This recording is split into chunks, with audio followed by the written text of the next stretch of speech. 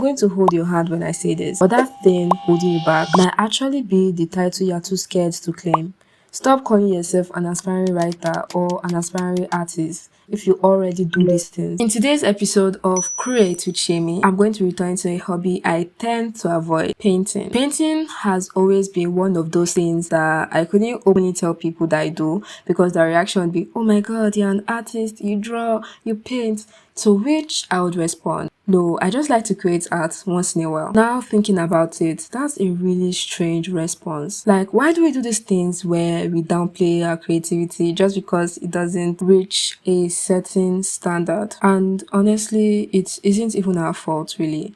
I mean, society has tricked us into thinking you need to earn your creative identity. You like drawing? No, you're not an artist because you don't fit a certain criteria, so you just like drawing. And it's so crazy to think about. I mean, if you do something, that should be enough to qualify you for that title, right? For example, you read, hence you should be a reader. But no, you have to read a certain amount of books or a certain genre or type of book in order to be considered a stereotypical reader. I say all this from personal experience. I used to say things like, oh, I just like to write, instead of simply saying I am a writer, because that's who I am. I was writing stories and essays upon essays, yet I didn't have the courage to call myself a writer because I simply felt too young to deserve such a title.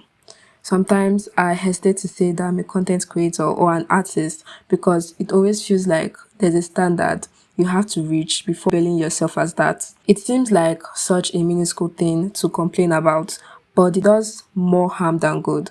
Creative titles shouldn't be rewards, they're identities. If you've read Atomic Habits by James Clear, you would know that he wrote about something called identity-based habits, where he focused on the lifestyle and identity that reinforces the habit you aspire to build. In short, identity-based habits brings about more sustainable growth.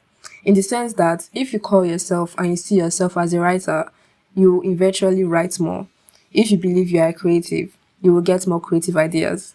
Well, obviously there are exceptions to this rule, like you can't label yourself as a doctor and just go to a hospital. That would be illegal. And the point I'm trying to drive home is you can't keep waiting for other people to validate you and your work. Trust me, you lose the confidence real quick. Over time, creativity will start to feel like more of a performance rather than a form of authentic expression. All these invisible rules simply create artificial barriers to enter the creative space. We are placing unnecessary limits on who gets to belong. So maybe it's finally time to remove the word aspiring from your bio. Simply call yourself what you are. Start by getting comfortable saying I am instead of always opting for I just like to or I just enjoy. If you watch this video to the end, this is your sign to own your creative identity instead of waiting for the permission of others. So comment down below what title you are finally going to wear with pride.